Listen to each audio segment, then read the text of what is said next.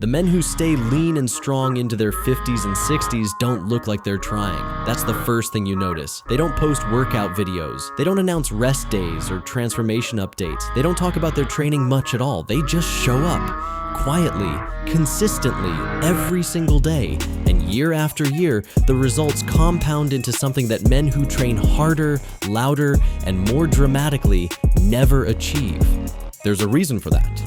It has nothing to do with genetics. The fitness industry runs on complexity. New programs, new splits, new science-backed protocols that each require you to start over from week one. And every time you start over, you lose the one thing that actually produces long-term results, the unbroken chain of daily practice. The men who stay exceptional are almost universally not following complex programs. They're following a simple daily method. Something that takes 15 minutes, requires no equipment beyond their own body, and never gets skipped because it never requires the conditions that most workouts require. No gym, no equipment, no perfect window of availability. Just a floor and 15 minutes. This is that method. 5 movements, one of each, done every day without exception. But before the movements, there's one finding from the research that will completely change how you think about daily training. And stay with me through movement number 4. It's the most underestimated movement in any daily training protocol. Physical therapists and coaches who work with men over 50 consistently identify it as the single movement that produces more structural change than any exercise they recommend. It takes 30 seconds. Virtually no one is doing it. In 2010, researchers studying Japanese centenarians, men and women who had reached 100 years of age while maintaining significant physical independence, found a remarkably consistent pattern. None of them had followed formal training programs. None of them had gym memberships. None of them had ever trained intensively by any standard measure. But without exception, every one of them had engaged in some form of daily low to moderate physical activity for their entire adult lives without significant interruption. The researchers compared their outcomes to age-matched subjects who had trained intensively in their 30s and 40s and then reduced or stopped. The centenarian group showed dramatically better muscle mass retention, bone density, and cardiovascular function. Not because they had trained harder at any point in their lives, because they had never stopped. This is the minimum effective dose applied across decades. Not heroic effort, unbroken consistency. The simple method below is built entirely on this principle. 5 movements. Here they are. Movement 1, the controlled push-up. Not a fast push-up. A push-up where you lower yourself over 3 full seconds. Pause for 1 second at the bottom with your chest just above the floor, and drive back up with full intent. One set of 8 to 10 reps performed this way produces more training stimulus than 3 fast sets of 15. The time under tension in the controlled version creates a meaningful eccentric load that the fast version never generates. Every day, 1 set minimum.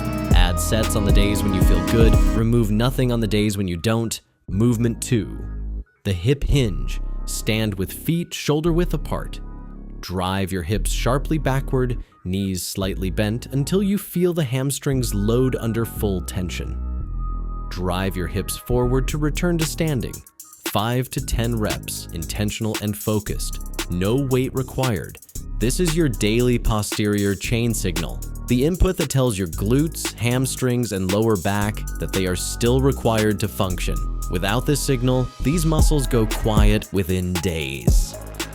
Research on sedentary populations consistently shows that glute inhibition, the inability of the glute to activate appropriately during movement, begins within 72 hours of reduced activity. The daily hip hinge interrupts that process every morning before it begins. Every day, non-negotiable. Movement 3, the deep squat hold. Not a squat for reps. A squat held at the bottom position for 30 to 60 seconds. Feet flat on the floor, heels down, torso as upright as possible. This single position maintains your ankle mobility, hip mobility, knee tracking, and lumbar health simultaneously. It is the most space-efficient mobility work available to anyone. No foam roller, no stretching routine, no warm-up required, just the floor and your body weight. Men who hold this position daily for 8 to 12 weeks consistently report that their lower body feels categorically different. More mobile during training, less stiff getting up from a chair, less pain in the lower back during and after long periods of sitting. The research on hip flexor length and spinal loading confirms exactly why.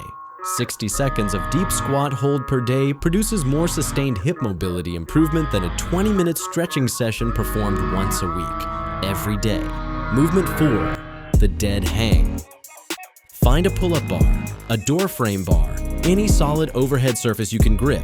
Hang from it for 20 to 30 seconds. Active grip, shoulders pulled down and back, breathing steady. This movement decompresses your spine from the hours of compression it sustains through sitting, standing, and walking. It resets your shoulder position to its natural resting alignment, the position it cannot find while you're at a desk or looking at a phone. It trains grip strength passively without any pulling motion. It loads the rotator cuff, the lats, and the thoracic extensors in their elongated position, which no pressing or pulling movement can replicate. And it does all of this in 30 seconds. Quick question.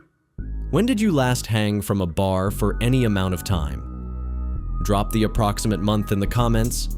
I read every single one. Movement 5, the loaded walk. Pick up something heavy. Walk with it for 2 to 3 minutes. A bag of groceries in each hand.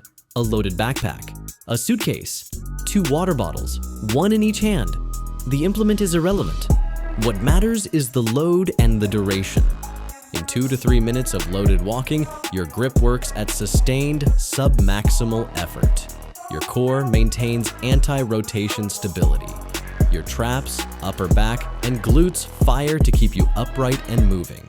Your cardiovascular system responds to sustained whole body demand, and your nervous system receives confirmation that functional strength under real-world load is a daily requirement, not a special event that happens 3 times a week at a gym. Grip strength, which the loaded walk trains directly, is one of the most robust predictors of long-term health outcomes ever documented. Studies following men across 30-year periods consistently show that grip strength at 45 predicts cardiovascular health, cognitive function, bone density, and physical independence at 75 and beyond. Not because grip itself prevents disease, because grip strength requires everything else to be working every day. Your complete 15-minute daily method, controlled push-up, hip hinge, deep squat hold, dead hang, loaded walk. No equipment beyond a pull-up bar and whatever you have around the house. No program to manage, no sessions to schedule. The same 5 movements, in the same order, every morning before the day begins. The power of this method is not in any single movement. It is in the chain. Every day you complete it, the chain gets 1 link longer. Every day you skip it, you don't pause the chain, you restart it. The men who stay lean and strong into their 50s and 60s have chains that stretch back years. Not because they trained harder than everyone else, because they never stopped. You don't announce this kind of training. You don't measure it in apps or post about it. You do it every morning quietly, and then you go about your day. 6 months from now, your body is different. 2 years from now, you understand why the men who train in silence transform in public. Which of these 5 are you starting tomorrow? Drop it in the comments. I read every single one.